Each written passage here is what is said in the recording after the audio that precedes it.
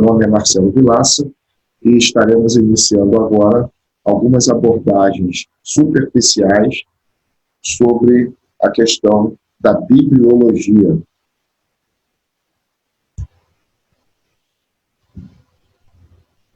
Bem, na apresentação inicial, eu me preocupei em trabalhar alguns objetivos da bibliologia como disciplina pertencente à teologia.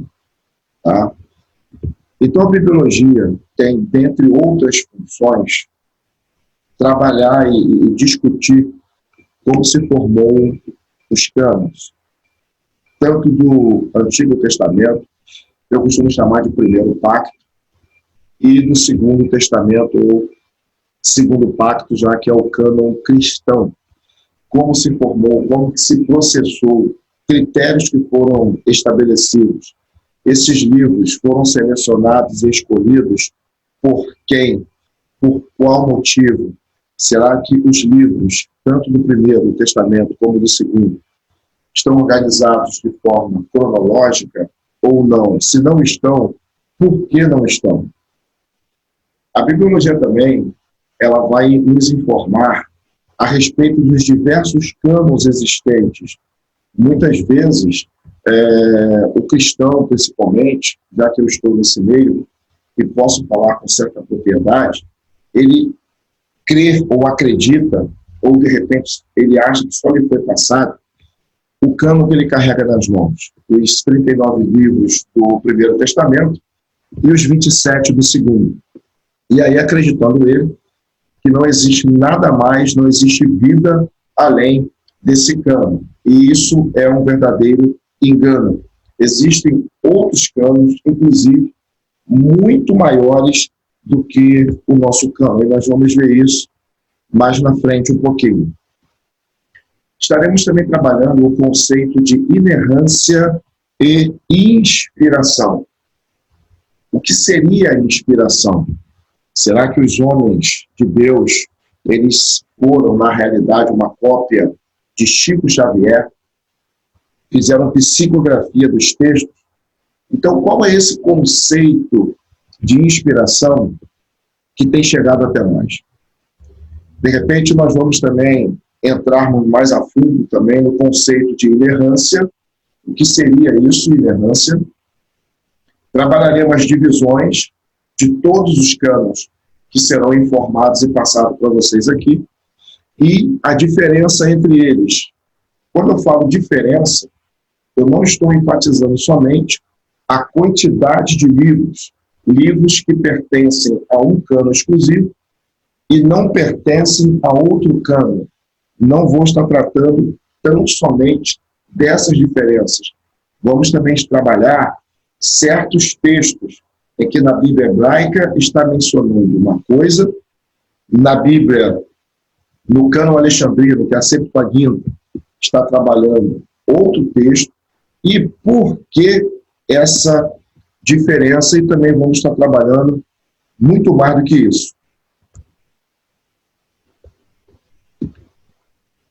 A palavra cânon, como muitas das palavras que são empregadas na teologia, ela advém de um conceito inicial, um conceito primitivo de régua, padrão de medição, padrão de aferição.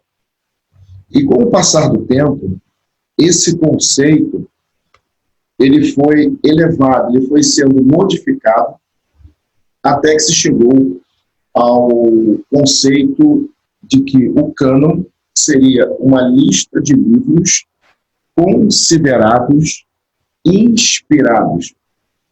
É claro que para se ter um conceito de inspiração, foi estabelecido alguns critérios, tanto no Antigo Testamento quanto no Novo Testamento, a respeito de quais livros se enquadrariam nesse conceito de inspirados e por que outros livros não se adequaram e, evidentemente, não constam e não foram inseridos dentro de determinados cânones.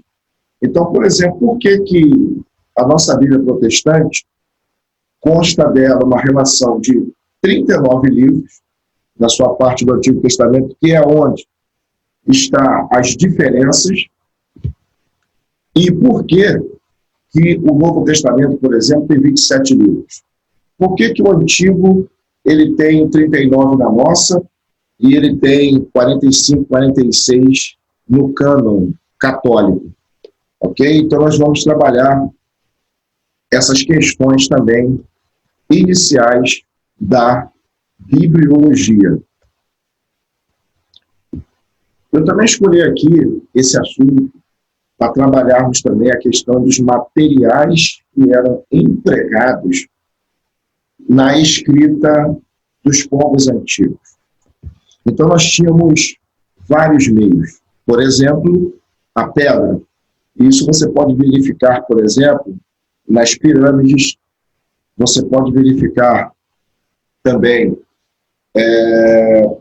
nas estelas, que eram pedras de diversos tamanhos, aonde se registrava algum tipo de história, algum evento de grande magnitude, ou algo importante era registrado nessas estelas, como nós vamos ver. Outro meio também de escrita, ou seja, de preservar a tradição, e os sumerianos faziam muito bem isso, era o emprego do barro, principalmente em tabuazinhas de barro, que era, na realidade, a biblioteca da antiguidade, e uma forma também de perpetuar a sua história, a sua tradição. Mais na frente que surge o papel. Então, antes do papel, ainda nós temos o papiro, nós temos os pergaminhos, que eram feitos de peles de diversos animais. Os papiros, eles eram feitos de um trabalho bem manual, artesanal, até extraído de plantas, né, ali na proximidade da região do Egito. E algumas culturas também, elas trabalhavam a questão dos metais. Então, aqui tem alguns exemplos. Do seu lado aqui esquerdo do vídeo, tem-se aí um manuscrito, uma escrita em hebraico bem antigo. Lembrando que o hebraico é muito próximo do aramaico. E do seu lado direito do vídeo, você pode estar vendo aí uma pedra, e nessa pedra, alguns escritos. Então, eram meios de perpetuar e de registrar uma história e passar uma tradição. Do lado direito aí do próximo vídeo, você pode estar vendo aí um rolo também de manuscrito, tá? De papiro. Isso aqui ainda não é o pergaminho. E do seu lado direito, como eu havia mencionado anteriormente, era a chamada pintura rupestre. O que é isso? Pinturas que eram feitas em cavernas. E essas pinturas, elas são bastante antigas. Como havia falado, a estela, aí nós temos dois exemplos de estela. Parece que os desenhos são bem iguais, tá? A estela negra é da onde foi tirado o código de Hammurabi, essa estela que está do lado esquerdo do vídeo. Do lado direito, uma outra estela, também com várias inscrições, que parece que são hieróglifos, que são escritos egípcios. Foi uma das formas desse povo se comunicar. Aqui também tem mais um registro de hieróglifos, que eram, na realidade, desenhos, que eram feitos em alto relevo. Também, como eu havia dito, era uma forma de comunicação do povo egípcio. E aqui, como eu botei na descrição do vídeo, os famosos hieróglifos egípcios. Bem, em se tratando de cânon, o cânon mais conhecido, a lista de livros mais conhecida de toda a cristandade, e não só dela, mas provavelmente de todo mundo, é a Tanar. Tanar hebraica, do seu lado direito, que na realidade é uma simbologia, tá? Representando, aqui você pode ver, ó, a Torá, com os seus 5 primeiros livros, E essa parte, o Gênesis, Êxodo, Levítico, Números, Deuteronômio, é a parte comum entre todos os canos. Isso é um dado importante. Ok? Depois aqui na segunda linha, nós temos a segunda divisão, e aí lembrando dessa letra aqui, esse código, os Neviim seriam os profetas, e os Ketuvins, a última parte aqui da divisão, ó, seriam os escritos. Tá? E nós vamos ver, não nessa aula, mas na segunda aula, que será disponibilizada na semana seguinte, que a divisão dos livros no cânon hebraico é bastante diferente, com exceção da Torá, que para eles é a lei, mas é bastante diferente os Neviins e os Ketuvins da nossa Bíblia, que consta de 39 livros. O cânon hebraico, ora, ele tem 24 e algumas versões de cânon, ele tem 22 livros, porque, na realidade, alguns livros, como 1º e 2 Samuel, eles são unificados. Então, por isso que existe essa diferença do nosso cânon de 39 livros para o cânon hebraico. Mas lembrando que são os mesmos livros.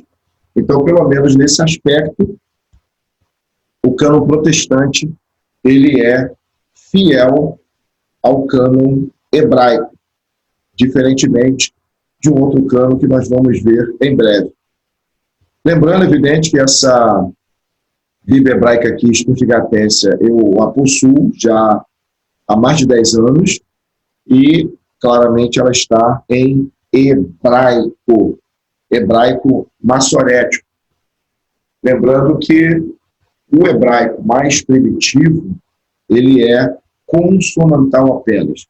Só que houve a necessidade dos massoretas eles trabalharem a questão da vocalização, até mesmo para que o hebraico ele fosse perpetuado.